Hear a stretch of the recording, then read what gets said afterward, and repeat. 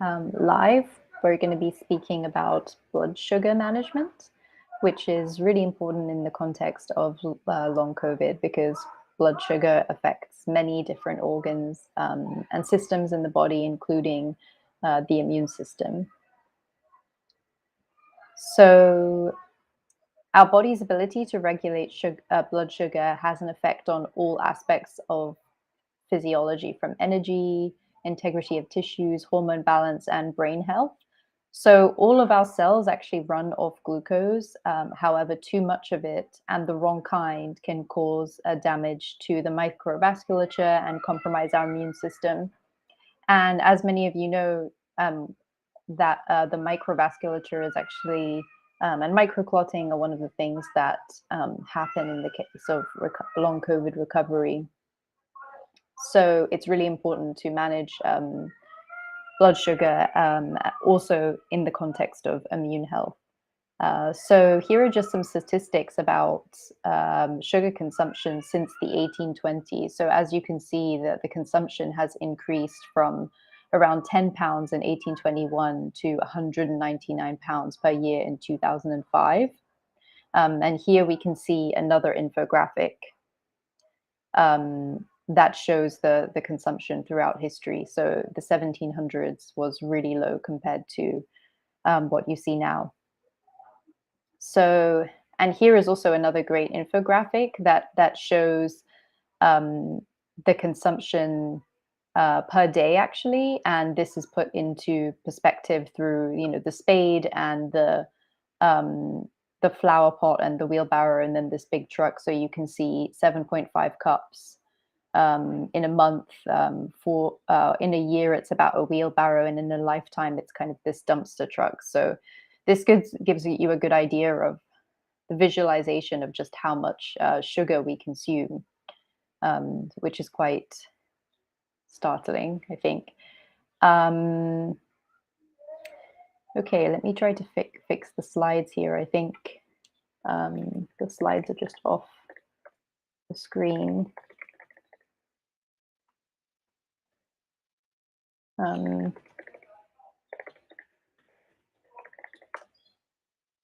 So here's a list of common ailments that are associated with blood sugar dysregulation.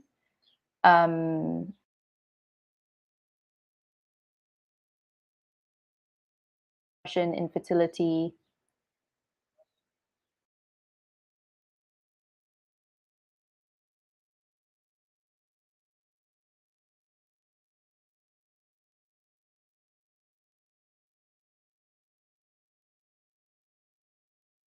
oh, sorry.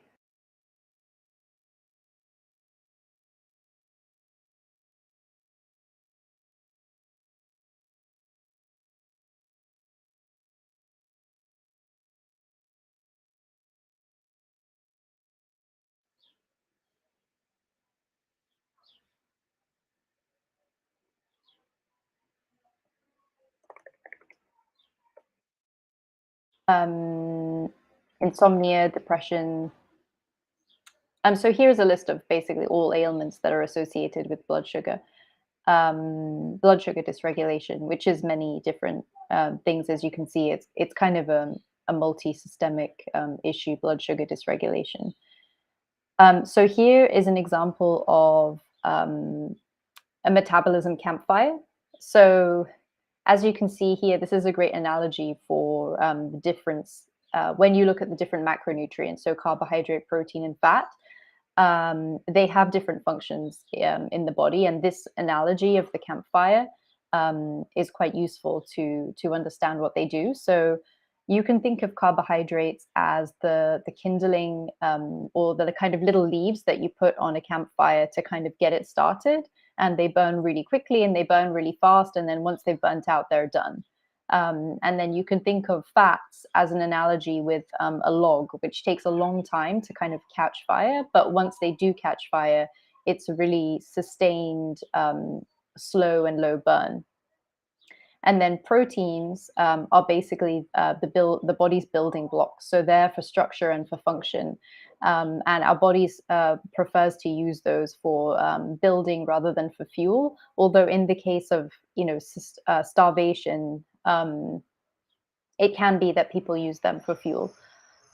And that's actually not good, because if you're burning protein, if you're burning muscle for energy, that's when you're kind of wasting away, and that's the kind of weight loss that we don't want. We want to be burning fat and not muscle. So many people actually stay, in this carbohydrate burning phase for many years or even their whole life, because we eat so often, every couple of hours, and maybe snacking, and glucose and carbohydrates are the preferred mode of fuel for the body. So the body will always choose to burn those over burning fat. So if we just kind of keep feeding it with sugar and with carbohydrates, it's going to be like this kindling that you imagine on the top of the fire that's just constantly burning quickly, and then is asking you to feed it more with more kindling. And we never get down to this fat and the slow and long burn of burning fat for energy, which is what we call fat adapted, and it's the metabolic shift that people make when they go into ketosis and they start burning fat for fuel instead of carbohydrates for fuel. And if you're the kind of person who has been, let's say, a sugar burner for many years, the body actually sort of forgets how to make that metabolic switch, and that can manifest as things like sleepiness that's relieved by hunger, roller coasters of energy throughout the day. So maybe a huge dip after breakfast, and then you need to eat, and then you have a dip again after lunch, and then you need a snack or a coffee, and then you have a dip again. So if you're one of these people that's on an energy roller coaster and using things like coffee and sugar to wake up, then most likely your body has forgotten how to make this metabolic switch from burning sugar to burning fat. And in order to kind of help your body remember, it's a slow process of basically eliminating hyper processed foods, and then focusing on things like the complex carbohydrates, and then eventually even reducing those to the point that you're on some kind of primal paleo ancestral health diet, and reteaching the body how to tap into its own fat reserves for energy. Um, so so basically, glucose can be something that we talk about in regards to putting it in our body in terms of food, but it's also released um, by the body when we have what's known as a primitive emergency, otherwise just known as stress. So if you imagine a primitive emergency, something like an animal chasing you, or you running to go hunting, the body has the adrenals fire, and the liver and the muscle produce and release glucose into the bloodstream, and then that's what gives us all of this energy to run or do whatever we need to do. And then after that's done, the glucose levels return to normal. The issue with chronic stress is that our body is basically releasing this glucose into the bloodstream, but we might be in a traffic jam, we might be having a fight with a partner, we might be at work having some stress with our boss, and our body still thinks that this stress is the same as a primitive emergency. So it's still releasing this glucose into the bloodstream, and it's giving you the signal of, oh, it's time to run away. I'm giving you all this energy to run, but you actually don't need to run, because it's not a primitive emergency. It's an emotional emergency, a traffic jam emergency. And then this glucose stays in the bloodstream and causes this kind of damage that we spoke about to the microvasculature and many other systems in the body. So this is the way in which our body can be badly affected by dysregulated blood sugar, separate to just the consumption of sugar. And here again, you can see, this is a graph showing what I was speaking about earlier, at this roller coaster that a lot of people are on, where they have breakfast and then their glucose levels plummet, and then they have lunch and they go back up again, and then they lose energy. And during a coffee break, people drink coffee, they eat a croissant, they have some chocolate, and then glucose levels go back up again. And we're on this roller coaster all day, rather than a steady level of normal level of glucose. So the organs that generally take a hit when it comes to blood sugar regulation are the pancreas, because of course the pancreas releases insulin, and you can think of insulin as a sort of shuttle bus that transports glucose from the blood into cells. So if you're constantly consuming carbohydrates, then insulin is being asked, the insulin bus, let's say, is being asked to work really hard, because it's seeing sugar and it's like, oh, the sugar is here again, it's in the blood, we need to get it out. And then it comes again a few hours later, and then it comes again and again. And eventually the bus basically wears out and wears down. And we develop what's called insulin resistance, which I'm sure a lot of you have heard of, and then hyperglycemia, and then this eventually becomes diabetes. So also the adrenals, as I said, the adrenals are the organs that trigger the liver to release glucose into the blood in the case of stress or a primitive emergency. So if you're constantly asking the adrenals to fire, you're constantly stressed, you're constantly releasing cortisol, then that will negatively affect your adrenal health. And same with the liver, since it's involved in that process too. So other impacts include narrowing of the microvasculature, as I spoke about. And if you think of microvascular, where does that occur in the body? It's in the eyes, the kidneys, the brain, the feet. So a lot of people with diabetes have these kinds of issues, with their feet and with the extremities. This is common. So it inhibits the immune response. The cells lose their ability to detect or react to insulin. So that's also what I was talking about in terms of the bus of insulin being tired out. And then, of course, the progression of that, if that is left untreated, leads to diabetes and metabolic syndrome. So this is really why blood sugar regulation is really important. And there's a lot more to talk about in terms of what type of sugars affect our blood system more or less, or in a different way. So this could be, let's say, if we're talking about fruits as opposed to fruit juice, as opposed to soda, those things all affect our blood sugar quite differently, depending on the fibers and depending on what other nutrients are inside, kind of compounded with the sugar in the case of fruit. And then, of course, there's also a lot more to talk about in terms of types of sugar and things like sugar alcohols, and also artificial sweeteners like aspartame. So that all of that information is on the Phoenix Learn program, where I cover this whole presentation. So this is now just kind of a preview of the first half of the presentation. But now we're going to go on to the Q&A. So will exercise be really essential in maintaining sugar? So the most important thing, I think, to think about, to prioritize when it comes to sugar, is sugar that you're actually putting in your body, of course, because that's the only way. So sugar that's getting in your body, and then stress, because as I was speaking about in the presentation, when you're stressed, then that's when the adrenals fire and they tell the liver to release glucose. And then that glucose gets into your bloodstream. And that's what happens when you're stressed. And then, of course, when you eat sugar and ingest it, then it's also in your bloodstream. So those are the first two things to think about, most importantly. Of course, exercise does help. And, one thing that you can really do is if you have, let's say, a high carbohydrate meal, just going for a walk after that meal will definitely help to reduce the blood sugar and the insulin spike. Because basically, if you're imagining all of that sugar in your blood you're basically using it and directing it somewhere rather than just letting it sit in the blood.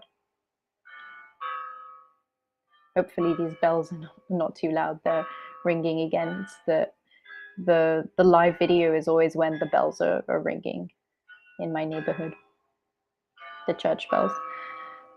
Okay, so any thoughts on an organic herbs like serpentina or bitter gourd to help blood sugar level? Yeah, so I think someone asked this about us in the last live about us. There's a specific tea that helps with blood sugar regulation, and yeah, there are definitely herbs, there are teas, there are certain foods, especially bitter foods. Um, but as I said, there are only two ways that sugar gets into the bloodstream, and it's ingesting it, and it's through stress and primitive emergencies, and then just all these other types of stresses that we spoke about, that are common in the modern world. So I think it's just more important to focus on that. How is that sugar getting into my bloodstream? But another really great resource actually to check out is a website called Glucose Goddess. And on that website, she talks about ways to mitigate blood sugar spikes through doing an apple cider vinegar protocol. And they've done actually really interesting studies on this that show that if you have a tablespoon of apple cider vinegar before a high carbohydrate meal, it really flattens the glucose spike that you get from the meal. Yeah, it's quite interesting and profound, the difference. So that is one kind of hack. If you're going to go to a dinner party, something where you're going to have a high carbohydrate meal, taking the apple cider vinegar before. Also consuming a protein or fat before you have something sweet will also help to mitigate the spike. So, having a fruit just on a totally empty stomach has a different effect than having a fruit after you have, let's say, chicken and eggs. So that is a better way, I would say, to think about regulating rather than using specific herbs or specific teas. So is sugar from fruits or natural dairy carb sugars better than sugars such as enriched sugar or white processed sugar? So yes, I speak about this in the second half of the presentation on the Phoenix Live, but um, basically the way in which sugar in fruit works is that fruit has a lot of fiber, as I'm sure you will know. So what that means is that the sugar is trapped in some kind of matrix, and the body needs to do some work in order to release that sugar into the body. And that work that the body needs to do actually flattens the glucose curve, so it doesn't have as much of an effect on blood sugar. So even if, let's say, a mango has a lot of sugar in it, which it does, it's one of the most high sugar fruits, eating that mango will have a really different effect on your blood sugar to just eating white sugar, or I think the person asking this question said white processed sugar or enriched sugar. So having a mango with sugar will be a different experience to just having that sugar because of the fibers trapped, the sugars trapped in the matrix of the fiber. And the second thing is that white highly processed sugar basically depletes the body of nutrients because the industrial processing, the industrial process that it goes through basically leaves it completely mineral and vitamin devoid, and it's so unhealthy that it actually depletes the body of nutrients.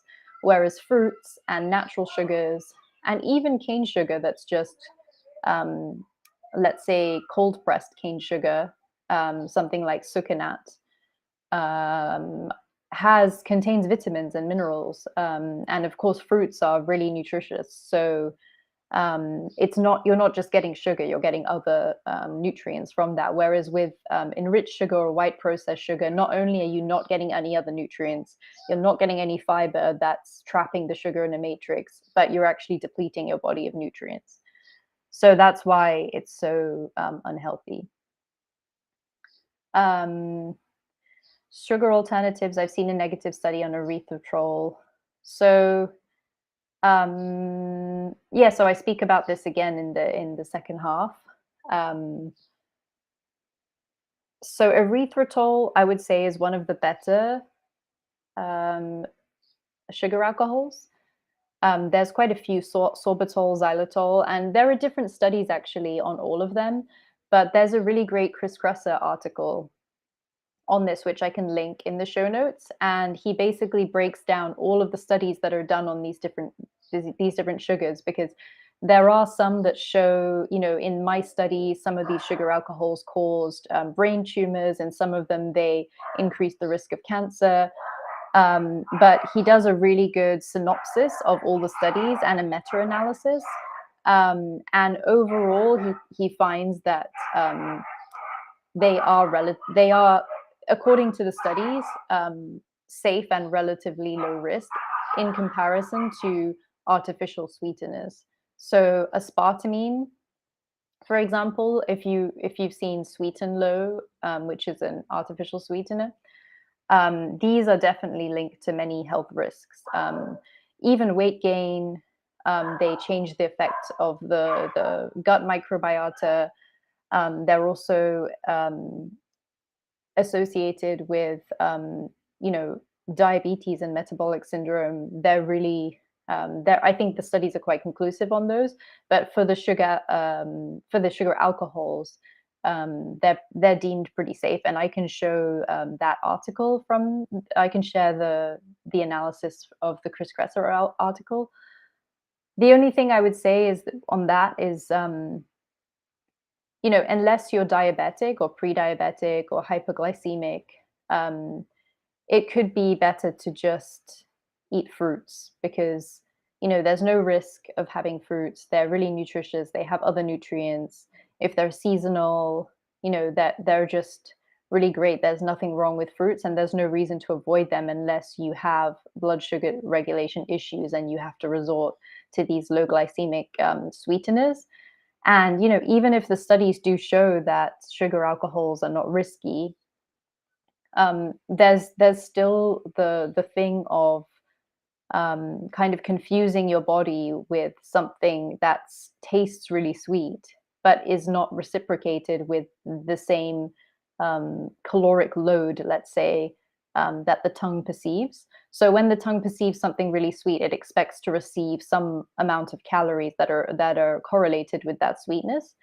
And if you're having, say, a 0-calorie sweetener, you're tasting something really sweet, and then your body's not really registering that. That can create some kind of dysregulation in the body in terms of appetite, which is kind of the opposite reason why people want to take these sweeteners. So I would say, using them as a last resort if you have hypoglycemia or diabetes, of course, and if you're kind of working on a bridge towards cutting out sugar or reducing sugar, and you just need to use them as kind of a bridging, um, like a bridging stopgap, then that's fine. But I wouldn't kind of frame them as healthy or something that we should just consume daily for the rest of our life. Um, So does milk raise blood sugar? Yeah, so milk does have sugar. Um, so, but it won't raise the blood sugar as much as, for example, table sugar, um, or something like a mango. But it does have an effect on blood sugar, and I mean anything that contains sugars and carbohydrates basically will have an effect on blood sugar. So that's the only things that don't are proteins and fats, basically. So if you ask yourself, is this a protein, like an animal protein, or is it a fat? Then it's probably not going to have much effect on the blood sugar, like an avocado or like a coconut oil or a steak. But milk definitely will have an effect on the blood sugar. I think that is it for the questions. Thank you, everyone, for listening. And if you want to see more details about um, those last things I spoke about, the different types of sugar, and also how different fruit and soda and juice are, and in comparison to one another, how they affect the blood sugar, then check out that on Phoenix Learn. And otherwise, I will see you next week for next week's live. Thank you. Bye.